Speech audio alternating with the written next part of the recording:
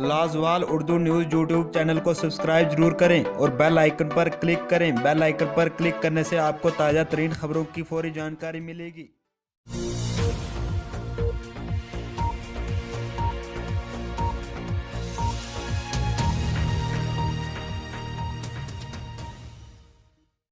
आदाब नाजरीन, स्वागत है आपका लाजवाल चैनल में। मैं हूं नरेंद्र सिंह ठाकुर। आइए नजर डालते हैं दिन भर की खास खबरों पर।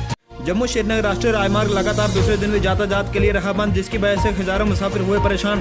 वहीं जगह जगह पर पत्थर गिरने की वजह से 2 लोग जख्मी हो गए हैं। बता दें कि जिला अस्पताल रामबन में इनका प्रशासन द्वारा राहत कार्य जारी है।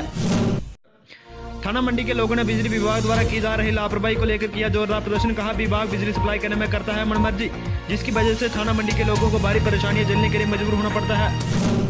जिला उधमपुर में आई VVPAT M3 मशीन के बारे में जिला आयुक्त रविंद्र कुमार द्वारा दी गई जानकारी।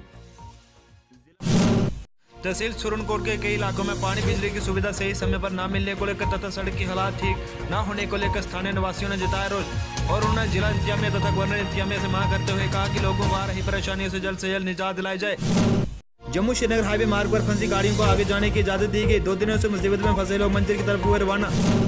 पहाड़ी इलाकों में भारी बर्फबारी के चलते तहसील बसंतगढ़ व तहसील लाठी के विभिन्न इलाकों में कई मार्ग बंद हो चुके थे, जिसको देखते हुए जिला प्रशासन द्वारा मार्ग पर बर्फ कटवाए जाने के कार्य शुरू करवा दिए गए हैं। वहीं अनुमान लगाया जाता है कि चंद दिनों के भीतर ही मार्ग से बर्फ को उठवा दिया जाएगा और मार्गों पर वाहनों की आवाजाही शुरू हो जाएगी।